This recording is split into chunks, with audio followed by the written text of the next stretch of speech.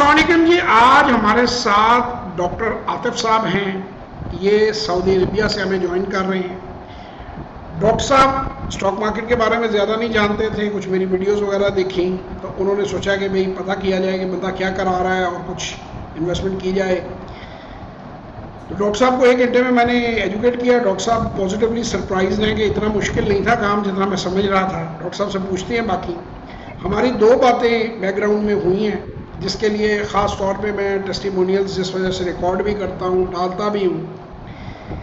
وہ اس لیے ڈالتا ہوں کہ 1 کروڑ پاکستانی پاکستان سے باہر ہے, اور میں انہیں یہ کہتا ہوں کہ آپ اپنے ملک کے لیے دیکھیں. ہمارا تعلق پاکستان سے ہے, ہمارا تعلق کسی پولیٹیکل پارٹیوں سے نہیں ہے.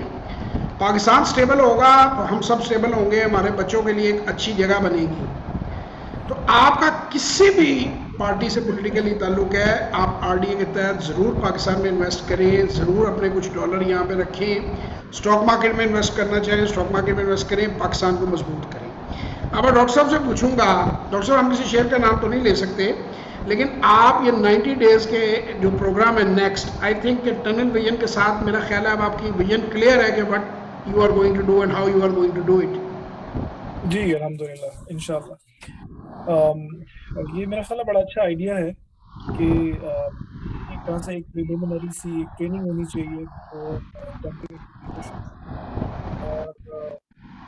انشاءاللہ آئی ہوپ کہ میری آپ سے یہی ریکویسٹ ہے کہ آپ کے جتنے بھی کولیگز ہیں یہاں جو پاکستانی ہیں, آپ کے جتنے بھی دوست ہیں, انہیں سب کو یہ سجیسٹ کریں کہ ایک چھوٹی اماؤنٹ, میں نہیں کہتا کہ اپنی زندگی بھر کی کمائیاں جو ہیں وہ آپ پکڑ کر مارکیٹ میں لگا دیں یا آپ آر ڈی اے میں دے دیں, لیکن 5-10 لاکھ روپیہ جو بندہ کما رہا ہوتا ہے نا, باہر رہ رہا ہے, اس کی زیادہ سے زیادہ 1 مہینے کی تنخواہ ہوتی ہے. وہ زیادہ سے زیادہ جو بڑے کم بھی سیلری لے رہا ہے بندہ, تو وہ اگر اتنے پیسے 1 مہینے کی تنخواہ اگر وہ اپنے بینک میں, اور اس پہ بھی پروفٹ ملتا ہے, وہ بھی یہ نہیں ہے کہ, اور ہائیسٹ اس وقت ریٹرن ڈالر پہ پاؤنڈ پہ مل رہی ہے, اور پاؤنڈ میں ہی ملنی ہے, اور آپ وہ پیسہ واپس بھی لے جا سکتے ہیں.